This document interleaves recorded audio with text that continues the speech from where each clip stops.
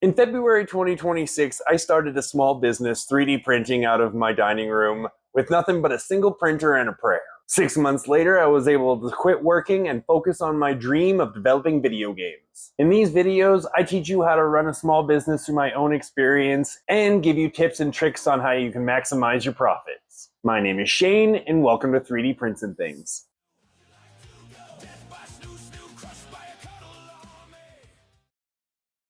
First thing I want to do is address and thank everybody for the overwhelming response I got to the proposal in my last video.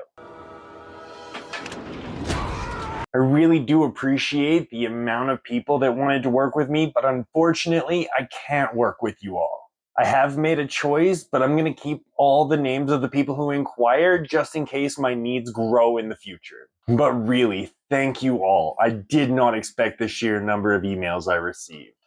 My mic died, so it's voiceover time. Those Velvet Eclipse micro mini eggs have small dragons in them, and I decided to try and sell them for $3 instead of $2. I took the dummy 13s and our dragon egg sets, but left the smaller figures like the Dino Skellies and the Bearded Dragon. I left the fidgets at first. I am taking the insects and arachnids because they have always been popular at this market. All of the larger creatures are coming with us. The centipedes are another very popular item that I need to keep reprinting. I need to reprint that keychain stand today. Really happy with how well those jellyfish I designed are selling, so I'm bringing them. Printed this new Farmer's Tool accessory kit for the dummy 13s. I actually had this hockey pack for a while, but I forgot to print the skates for it, so I finally did that. And I gotta have the weapons pack.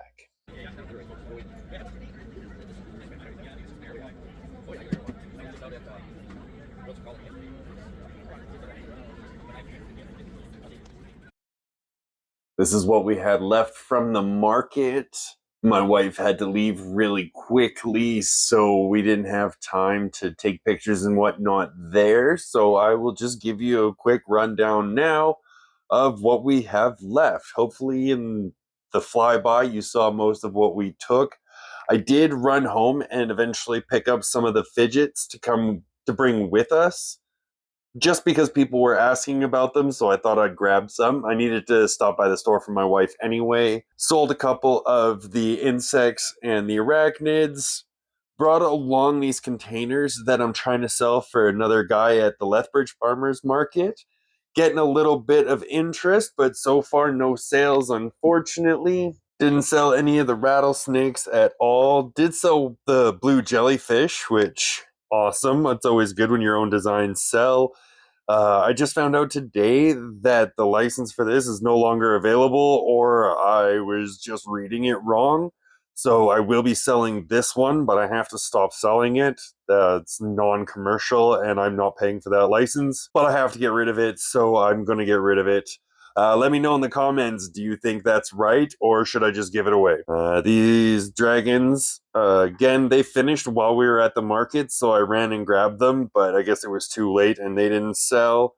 I did sell the smaller version of this dragon, which won't be selling again. Sold one of the centipedes, so definitely something I have to keep reprinting over and over and over again. If you want to see any of this stuff, all the free to sell stuff is in my Maker World page under the collections free to sell.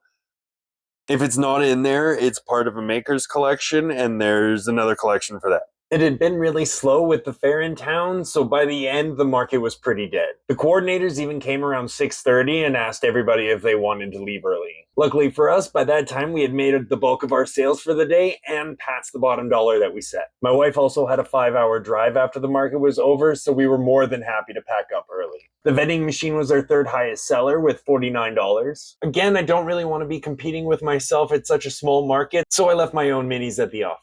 We sold $62.50 in dummy 13s. Lately, we've been pushing the accessories a bit more, and it has been paying off. When we're asked the price, we tell them it's $10 with an accessory, and only tell them the price of an individual dummy 13 if they ask. And our dragon egg sets brought in the most profit with $69.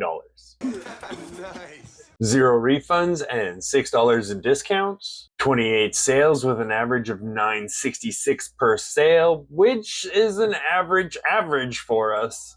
Our net sale before the square fee was $264.50 or $191.40 US. We made $177.50 in cash and $87 on card. So like I said, it wasn't a busy market, but me and the wife did enjoy hanging out and talking to everybody that did come to the market. At the end of the month, we're getting more shelf space at the Purple Hippo, so I'll give you guys an update then and show you what that looks like. Look out next week when I'll be posting our first designer showcase video. That series will consist of creators with designs I find are worth selling. I wanted to focus on commercial licenses, but unfortunately I don't have enough to make a series out of, so the first couple will be paid commercial licenses, but after that it's going to be a mix. We're also back at the Lethbridge Farmers Market next week, so those results will be in the video, along with a few models I'm working on for some customers. Don't forget to like the video if you enjoyed it, and subscribe so you don't miss out on any future videos. Thanks for joining me on this journey, and until next time, peace, love, and later days.